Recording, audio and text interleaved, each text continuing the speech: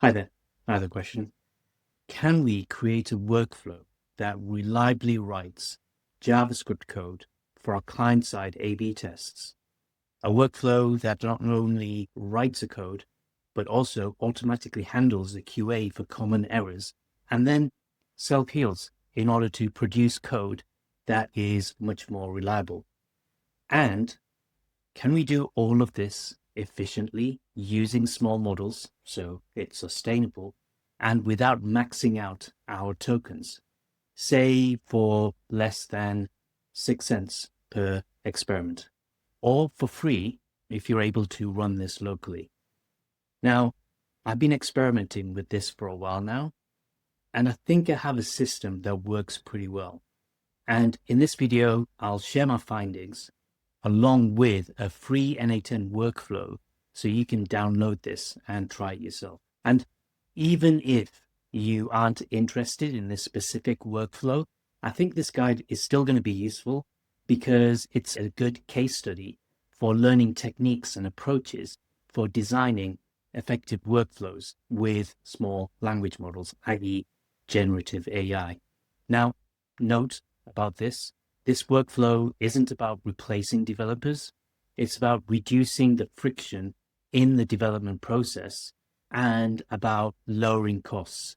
So efficiency is a key here. We're not using Claude Code and we're not using AI agents and we're not token maxing. We're not trying to spend as many tokens as we can to get this work done. Now, let me show you how this thing works. So now, if you want to use this workflow, you'll need N8N, either self-hosted or use it on the cloud. You also need to head on over to browserless.io and get an API key. So it's very easy to get the API key here. It's free, but you do have a limited number of credits. You can also self-host browserless if you want. This workflow also uses small language models that you can access through OpenRouter, so you'll need your API key for that. But because it's using small models and because it's using Qwen3 Coder Next, you can actually host this locally if you want. This is beyond the scope of this article and this video, but you can actually do this. So now let's go over the N8N workflow. So first thing is that you need to provide the minimum amount of information to get the workflow going. I've got these as URL and change request. I've got this manually triggered, but obviously this is hard coded. What you need to do is add your own trigger and send these values along into the workflow to get this started. Next, what it does is it uses the information to go and fetch the page. So here is where you need to add in your browserless token. So make sure you put your browserless API token in here. What this does is it'll go and use browserless, scrape the page, and then it will write the specification document. So here's the prompt to write the specification document. After it's written the specification document, it will go and write the QA test rules. So use the specification document to write the QA rules. Once it's written the QA rules, it'll use the specification document and the QA rules.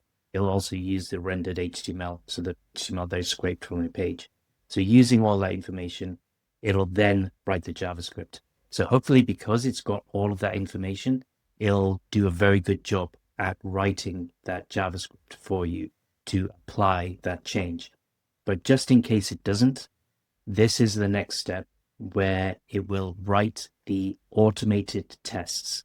So this takes the QA rules that you created earlier, and then it writes the automated tests and then formats everything in a way to then send a request to browserless.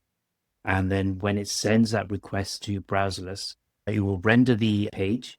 So whatever page that you want to apply your experiment to, it will render that page, run your Java against that page. It will also run the automated tests against that page and then evaluate the test results. And then if there are any errors, it will go through a self-healing process. So we'll extract the errors and then use those error messages and then use the context that it's got from before to then try and fix the JavaScript. So this will try and fix the script 3 times. This just means that if it hasn't fixed it by the 3rd attempt, it's likely that it needs some intervention. You can update this to increase it to 4 or 5 or whatever you want, but this isn't about token maxing. This is about being really efficient. And if it hasn't fixed it within about 3 or 4 attempts, likely you need to send it to a developer to have a look. And then all things going well, you'll have the output, which is a log of the automated tests, the JavaScript itself, obviously, the specification document, and the QA rules that we used for the tests. And then what I'd assume that you would do here is that you would plug this into your other workflows to do other cool stuff with it. Okay, now some quick notes about browserless and the small models that are being used. Browserless, the API keys go in here. So this is the one that gets the HTML, and it also goes in here, the run tests. So remember to put your key in both of those places. Browserless can also take screenshots. So if you want, you can also enhance this to get it to take screenshots and do some other cool stuff as well. It can also step through pages and take screenshots deeper into your funnel or whatever. Bear that in mind. This is a very simple scrape the first page sort of workflow, but you can develop this into a much more automated step through process, if you see what I mean. The other thing to note in terms of small models, this is using Qwen3 Coder Next. You need open router access for this. Because it's using Qwen3 Coder Next for all of these steps, you can actually run this on your local machine and then just point it to your local machine. So also bear that in mind. Again, make sure you tweak all of your settings. You can tweak the prompts to add further context about your site, about your company, and then hopefully that will improve the output even further. Okay, so conclusions. Do I recommend you just download this thing, deploy it, and just start using it? Well, maybe. I think it's better to treat this instead as a starting point, meaning tweak the workflow, add your own domain-specific context, and in general, just make it your own. Also, make sure you test with your own context, your own company, your own website. And remember that this automation is not about replacement. It's about augmenting your team and your processes. And here's an idea about what you can do. You can take the output from this workflow, and then you can just create requirement docs for your developers and QAs to test. Or you can take the JavaScript that this workflow created, and push it into your experimentation tool.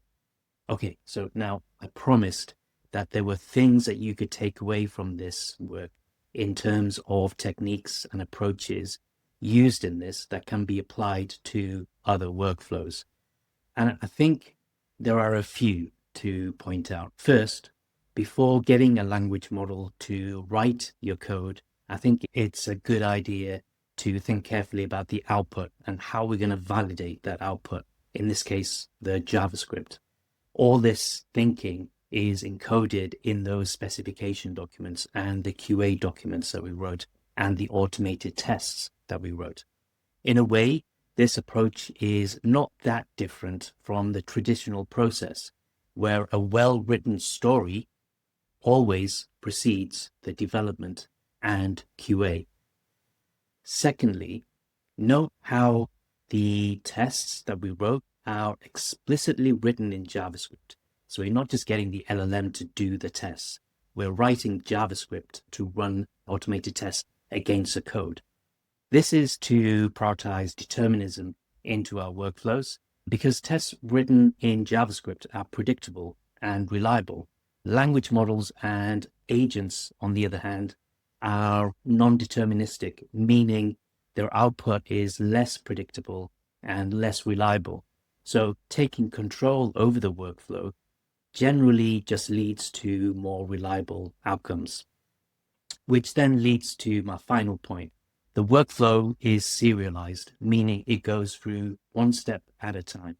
This ensures tight control over the experimentation and the development process.